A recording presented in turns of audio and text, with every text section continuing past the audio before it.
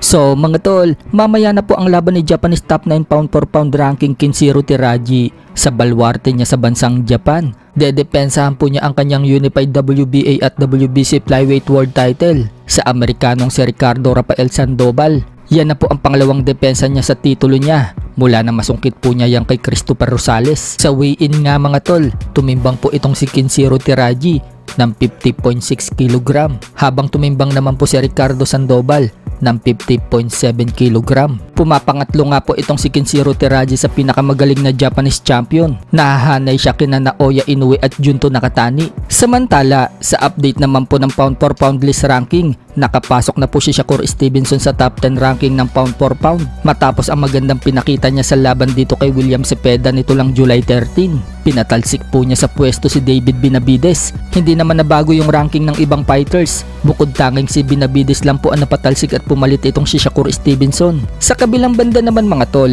nagbigay po ng reaction ang anak ni Floyd Mayweather Jr.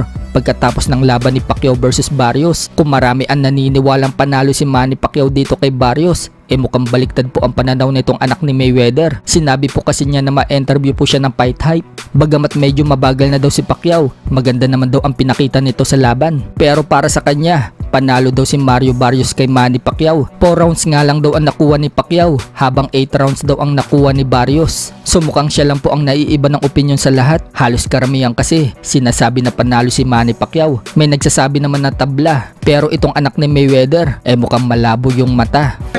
Oh yeah, Barrios win. Yeah. Sa ibang banda naman mga tol, sinabi ni Manny Pacquiao, 1 linggo na daw mahigit ang nakakalipas matapos ang laban niya kay Barrios. Hanggang ngayon, napipil pa din umano niya ang sobrang emotions. Nagpapasalamat daw siya sa WBC dahil naniniwala pa rin ito sa kakayanan niya. At binigyan daw siya ng title shot. Pinatunayan umano niya sa mundo na si Manny Pacquiao is all about. Samantala, nakamove on na daw ang dating tumalo kay Manny Pacquiao na si Yordenis Ugas. Sinabi po kasi ni Ugas sa post niya, hindi na daw kasi niya naririnig sa kalye ang katagang retire na daw si Manny Pacquiao. Nagpapasalamat siya sa Diyos na wala na daw yung bigat ng loob na dinadala niya sa 4 na taon. Wala nga daw makakapagparetiro sa legend na tulad ni Manny Pacquiao.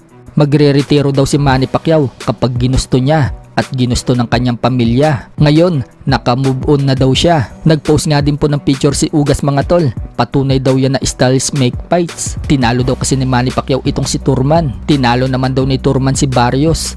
Habang tinalo naman daw ni Barrios si Ugas. Tinalo naman daw ni Ugas si Manny Pacquiao. At yung huling picture, Pacquiao versus Barrios, hayaan daw yung mga fans ang magbigay ng opinion. So maliwanag na sinasabi po dyan sa photo mga tol na tinalo ni Manny Pacquiao itong si Barrios. Sa ibang balita naman mga tol, alam na nga po ng karamihan na nasa Japan po ngayon si former Unified Super Bantamweight World Champion Marlon Tapales. Siya po kasi ang isa sa kinuwang sparring partner ni Naoya Inoue. Bagamat hindi po pinapakita yung video ng sparring nila, nagpost po ng photo itong si Tapales.